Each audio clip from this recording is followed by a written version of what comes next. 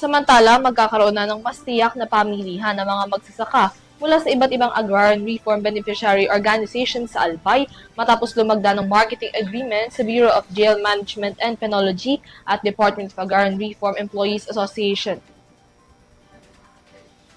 Ayon sa Department of Agrarian Reform, layunin ng kasunduan na direktang maipagbili ng mga magsasaka ang kanilang ani sa mga institusyon ng gobyerno. Sa ilalim ng kasunduan, bibilihin ng siyam na jail dormitory sa Albay ang mga produktong agrikultural para sa mga persons deprived of liberties.